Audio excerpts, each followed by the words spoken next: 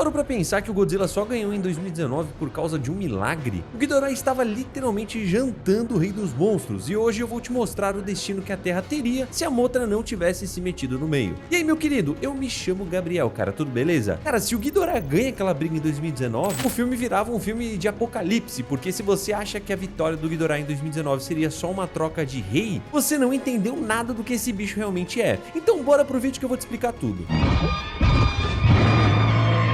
Pra gente ter essa conversa, eu vou começar exatamente onde tudo deu errado. Imagina que em Boston a Mothra foi impedida de chegar, né, ou o Ghidorah simplesmente finalizou o Godzilla antes daquele sacrifício acontecer. A gente tem o costume de achar que o Godzilla é invencível, né, cara, mas os dados técnicos mostram o contrário. O Ghidorah tem os seus 158,8 metros de altura e pesava mais de 141 mil toneladas. Cara, ele é muito maior e mais pesado que o Godzilla daquela época. No filme, a gente vê o Ghidorah erguendo o Godzilla até a estratosfera e soltando ele lá de cima. Sem o buff de energia da Mothra, aquele impacto teria sido o fim dele. O Godzilla teria os órgãos internos moídos pela pressão da queda e o calor da reentrada. Mas a crueldade do Ghidorah não para no dano físico, né? Ele tem o que a Monarca chama de mordida de drenagem energética, sabe? Se ele tivesse ganhado aquela brecha, cara, ele ia morder o pescoço do Godzilla e ia sugar toda a radiação nuclear dele até o osso. A partir desse momento, a linha de defesa natural da Terra estaria morta. A humanidade tentaria usar mísseis e armas convencionais, mas não adiantaria nada, né? O Ghidorah é imune a balas e mísseis simplesmente batem nas asas dele sem causar dano. Com o Godzilla fora da jogada, o trono de Alpha estaria vago e o Ghidorah não perderia um segundo para reivindicar o posto.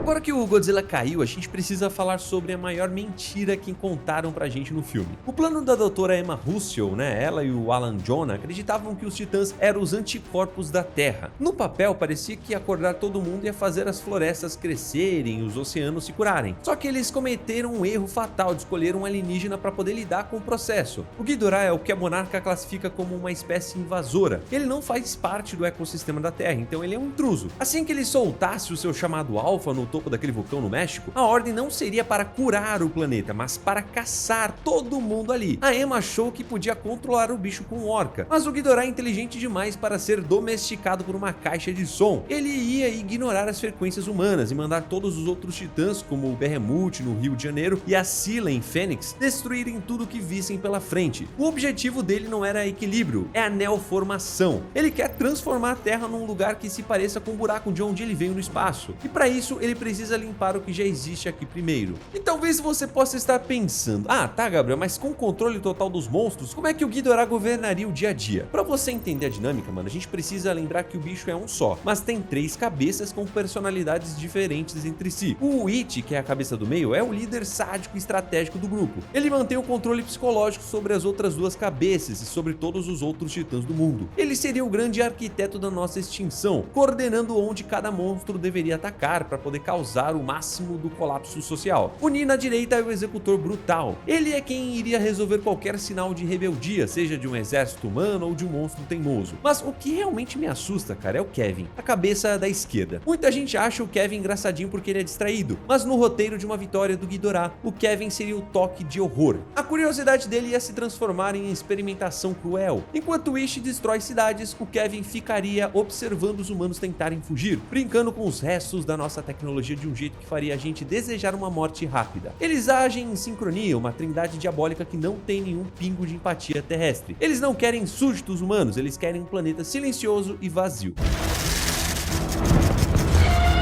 Que é onde a parada fica realmente assustadora, mano. O Ghidorah não precisa de uma bomba atômica para poder destruir um país. Ele é a própria tempestade. O corpo dele é feito de bioeletricidade, o que significa que ele carrega a atmosfera por onde passa. No filme, a gente vê que ele está sempre cercado por um furacão de categoria 6, com ventos que passam de 300 km por hora. Mas se ele vencesse e estabelecesse o seu reinado, essas tempestades não iam parar, né? Elas iam se espalhar e se fundir, criando uma super tempestade global que cobriria o planeta inteiro. Mas o pior é o que acontece acontece lá no alto, né, na ionosfera. As descargas elétricas constantes do Ghidorah aumentam a produção de óxidos de nitrogênio. Esses óxidos são assassinos da camada de ozônio. Em pouco tempo, a proteção da Terra contra a radiação ultravioleta do Sol ia sumir. O planeta ia ser cozinhado vivo. A vegetação ia morrer, os oceanos iam sofrer uma mudança química drástica e o oxigênio ia começar a ser escasso. O Ghidorah não se importa com isso, porque sendo um alienígena, ele não depende de oxigênio para poder sobreviver. Ele estaria criando um mundo perfeito para ele, mas um deserto estéril para qualquer outra coisa. Em menos de um ano, o céu azul que a gente conhece seria substituído por um manto roxo e amarelado de tempestades eternas.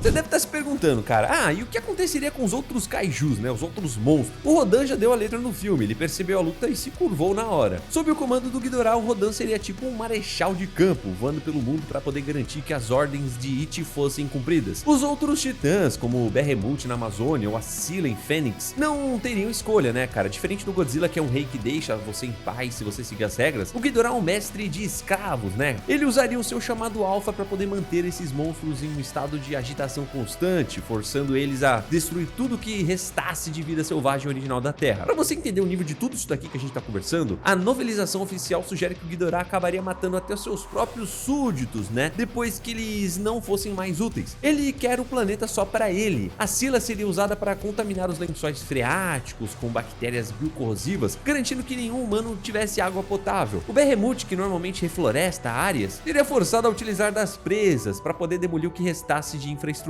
Seria o uso sistemático da biologia terrestre para destruir a própria Terra.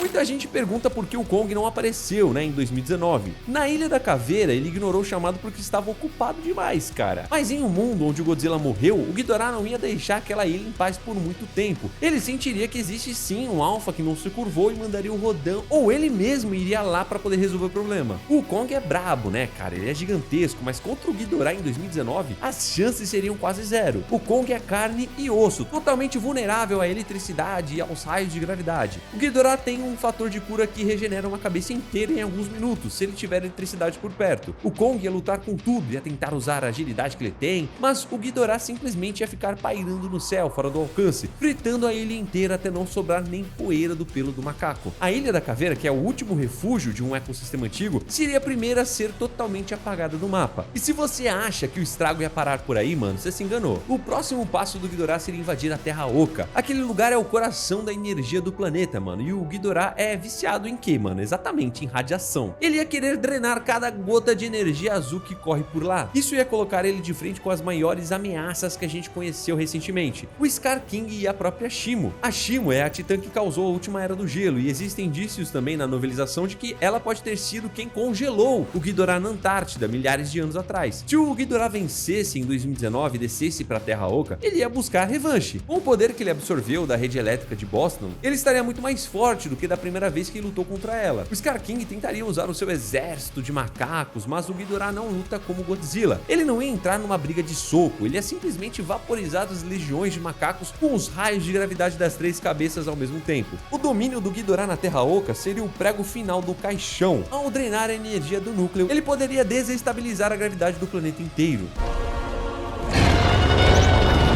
Mano, pra você que tá assistindo e pensando, cara, mas a gente ia lutar até o fim com as bombas, né, e tecnologia. Mano, eu sinto te dizer que pra o Ghidorah a gente nem existe como ameaça. No mundo do Godzilla a gente ainda tem um papel, né, a Monarca tenta ajudar, tenta prever os movimentos. Com o Ghidorah não existe um diálogo, nossas armas mais poderosas seriam inúteis. O próprio destruidor de oxigênio, que é a nossa arma final, não fez nada com ele, cara. Simplesmente porque o Ghidorah é um alienígena que não depende da nossa biologia pra poder respirar ou sobreviver. Além disso, a mera presença dele frita qualquer eletrônico. Os raios dele e a tempestade elétrica funcionam como um pulso eletromagnético constante. Em poucos meses, os sobreviventes estariam vivendo em cavernas, sem eletricidade, sem remédios, sem comunicação, esperando o dia em que tudo iria acabar. A humanidade deixaria de ser a espécie dominante para virar apenas uma nota de rodapé numa história de extinção em massa comandada por um deus dourado sádico. A monarca também afirma que, sob o reinado do Ghidorah, a extinção de toda a vida não bacteriana da Terra aconteceria em tempo recorde. Agora, mano, segura essa, porque aqui o jogo muda de figura. A novelização do Rei dos Monstros solta um detalhe que muita gente deixou passar. O Ghidorah é citado como um filho mais novo que saiu da casa para procurar o próprio território, porque não ia herdar nada dos seus irmãos no espaço. Ou seja, mano, se o Ghidorah de 2019 era o filho mais novo, um membro fraco da família que teve que fugir para achar um planeta fácil, o que é que tem lá fora nas estrelas? Se ele tivesse vencido em Boston, o sinal que ele mandou para acordar os titãs poderia ter sido apenas um ensaio. Com a Terra sob controle, ele soltaria um chamado interplanetário, avisando para sua espécie que o território estava limpo e pronto para ser colonizado. Imagina o céu da Terra sendo tomado por dezenas ou centenas de rastros dourados caindo no espaço. A gente não estaria lidando com um monstro, mas com uma invasão completa. O sistema solar inteiro viraria um pasto para esses dragões espaciais e a Terra seria apenas o primeiro dominó a cair. A vitória dele em 2019 seria o sinal de banquete liberado, sabe, mano? Para o resto da sua linhagem de devoradores de mundos. Mano, já deixa o like e segue o canal. Fique com Deus, um abraço a nós. Tchau.